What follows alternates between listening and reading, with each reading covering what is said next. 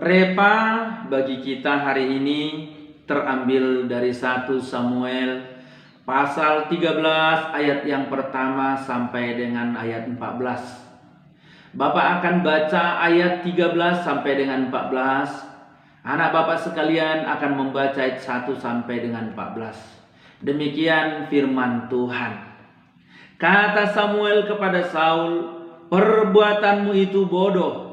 Engkau tidak mengikuti perintah Tuhan Allahmu yang diperintahkannya kepadamu.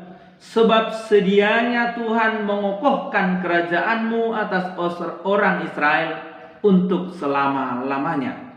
Tetapi sekarang kerajaanmu tidak akan tetap.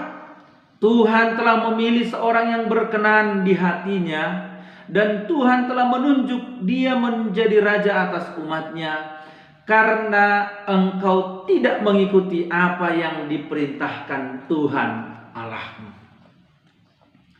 Anak Bapak sekalian, hari ini kita belajar dari ketidaktaatan Saul.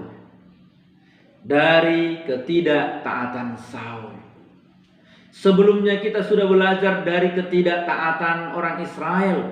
Yang pertama, ketika mereka masih ada di padang gurun setelah keluar dari Mesir sebelum masuk ke Kanaan. Yang akhirnya ketidaktaatan itu membuat bangsa Israel harus ada di padang gurun selama 40 tahun. Ketika bangsa Israel sudah masuk ke tanah Kanaan, bangsa itu kembali tidak taat. Bangsa itu akhirnya menyembah Baal, bahkan Asitoret. Mereka membuat Tuhan sedih, membuat Tuhan kecewa. Dan pada akhirnya Tuhan menjadi musuh atas mereka. Tuhan murka kepada mereka. Hari ini ketika Tuhan memberikan mereka seorang raja, bukan mereka lagi yang tidak taat, tapi raja itu menjadi tidak taat. Dari pembacaan firman Tuhan, apa yang dapat kita pelajari? Yang pertama, Saul tidak taat kepada Tuhan Allahnya.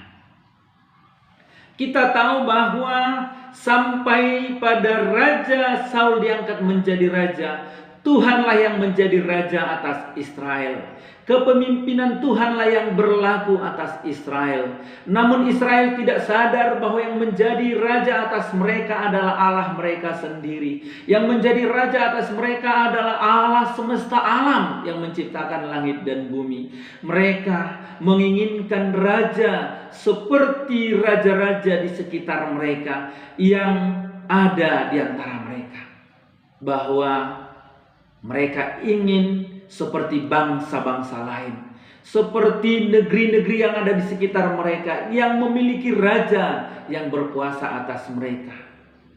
Dan akhirnya mereka meminta itu kepada Samuel. Samuel menyampaikan itu kepada Allah, dan Allah menyatakan, bukan Samuel yang mereka tolak, tetapi akulah yang mereka tolak sebagai raja atas mereka. Dalam hal ini pun Allah memberikan apa yang mereka minta, yaitu dengan mengangkat Saul menjadi raja. Allah memerintahkan Samuel untuk mengurapi Saul menjadi raja, menentukan Saul menjadi raja. Tapi dalam pembacaan firman Tuhan yang kita sudah baca, ternyata sekalipun Saul dari suku yang paling kecil, dari suku yang paling bungsu, dia merasa tidak layak untuk menjadi raja. Dia ungkapkan itu kepada Samuel. Namun Tuhan tetap mengangkat dia menjadi raja. Dan akhirnya dia lupa bahwa itu anugerah. Dia tidak taat kepada Allah. Yang kedua, ketidaktaatan Saul, yaitu kepada perintah Samuel. Kita tahu bahwa Samuel adalah utusan Allah, bahwa Samuel adalah nabinya Allah, bahwa Samuel adalah abdinya Allah. Hadirnya Samuel di tengah-tengah orang Israel itu lambang kehadiran Tuhan. Hadirnya Samuel di tengah-tengah orang Israel, khususnya di dalam kerajaan Saul, itu hadirnya penyertaan Tuhan, hadirnya Tuhan dalam kerajaan Saul. Namun Saul pun gagal memahami itu. Saul gagal melihat betapa pentingnya Samuel di dalam kerajaannya. Kenapa Bapak yang terkasih dalam nama Yesus Kristus? Pada ayat 8-12 kita dapat melihat bahwa saat itu sedang terjadi perang antara Israel dengan Filistin. Filistin datang dengan pasukan yang besar, dengan pasukan yang sangat luar biasa, dengan persenjataan yang lengkap. Namun Samuel memberi perintah kepada Saul supaya dia menunggu 7 hari sebelum melakukan peperangan, sebelum turun untuk berperang.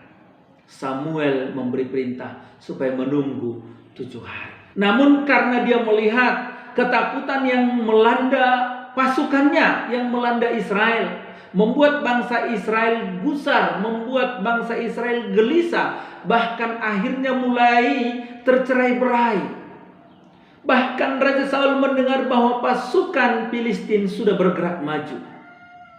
Akhirnya dia tidak sabar untuk menunggu 7 hari. Padahal waktunya tinggal sebentar, tidak lama lagi.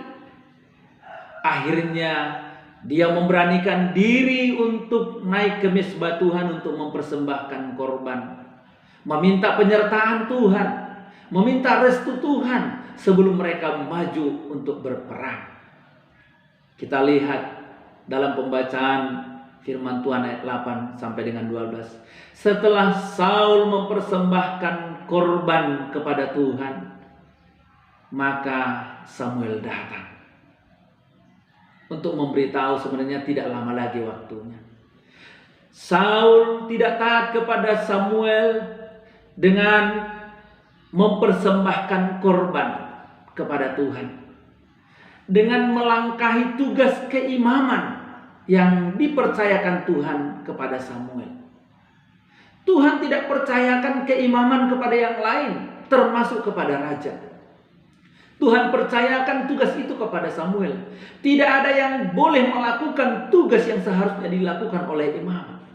Orang awam tidak boleh melakukan itu, termasuk raja sekalipun.